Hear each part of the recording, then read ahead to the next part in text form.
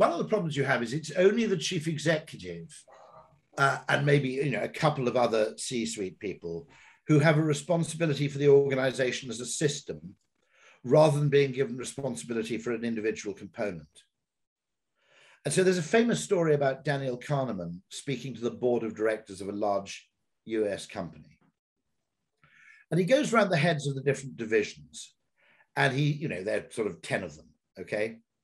And he says, I can offer you an option now. You can make a decision where there's a 50% chance that your revenue and profits go up by 50% next year, but there's a 20% chance that your revenue and profits, or 30% chance that your revenue and profits go down by 20% next year. Let's make it 30% to make it easy, okay? Right? 50% chance of a 50% increase in profits, 30% chance of a 30% fall in profits. Would you take that option of the 50% risk with the 30% downside? And all but 2 of them said no. Said, because 3 times out of 10, I'd lose my job. And if I do that 3 years in a row, right, I've definitely lost my job because one of the 3 things is probably going to fail, right? And the chief executive sits at the end of the table aghast and said, but I want all of you to take that option because net across the 10 divisions, we're going to end up significantly richer every year. And so once you actually start divvying up risk and opportunity and the risk-reward trade-off, you start creating defensive decision-making. Where people don't do, essentially, it all boils down to nobody ever got fired for buying IBM. That's what it boils down to.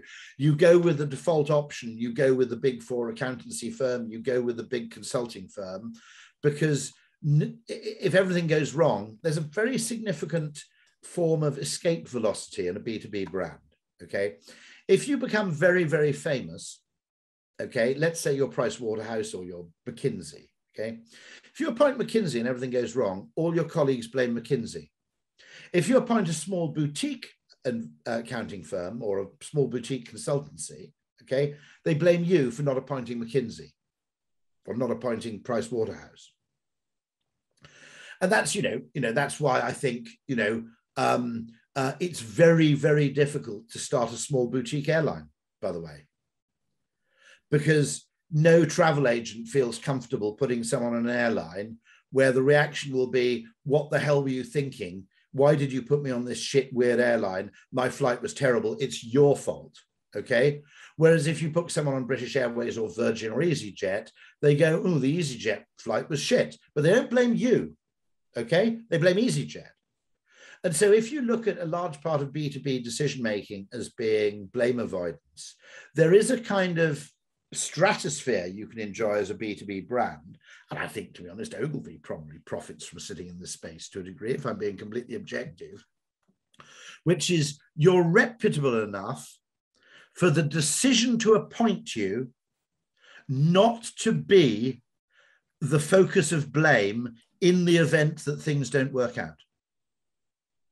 Whereas if you appoint 6 creative guys in a weird attic in Bratislava, okay, to do your advertising, if it all goes wrong, that's not their fault. It's your fault for not appointing a proper agency. Great example.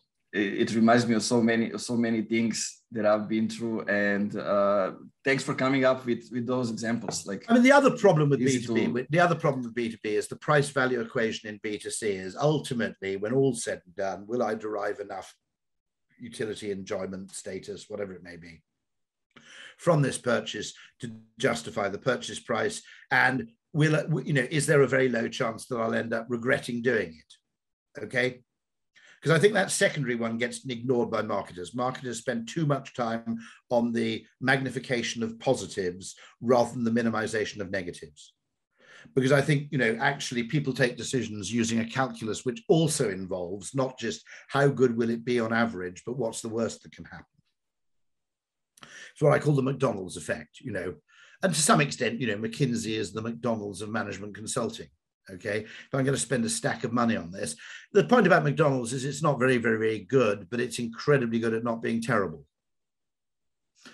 And once you understand that calculus, one, more marketing attention needs to be placed on fear removal and reduction. Okay, and secondly, and slightly less attention on the continual magnification of the positives, which I think is just an important way of looking at it. But in B2B, you also get the absurdity, of course, which is the price value equation is terrible, because you're forced to pay for, just to take my own example, advertising by the hour. But the value created by an ad agency bears almost no relation to hours spent. Okay. So it's rather like saying, I don't know, an example. I mean, you could make the example that, maybe we should lease cars rather than buying them, or maybe we should have a car where you guarantee 6,000 miles a year and you pay by the mile. Maybe we should rethink car purchase entirely.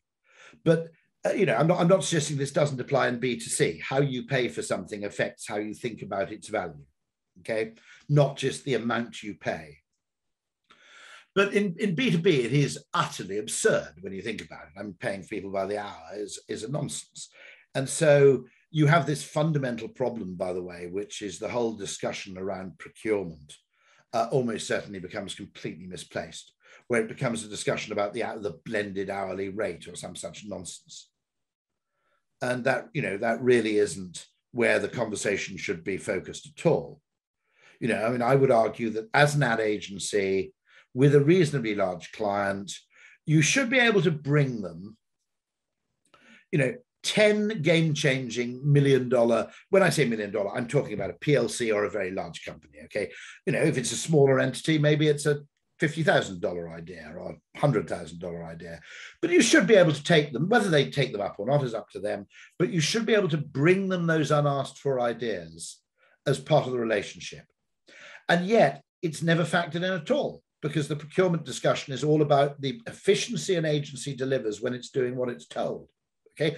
But the value of an agency predominantly comes when it's doing what it hasn't been asked for, okay? You've probably never thought of doing this, but have you ever considered doing this thing, okay? And that's probably the greatest source of value which an agency can deliver, is doing things it was never asked to do in the first place.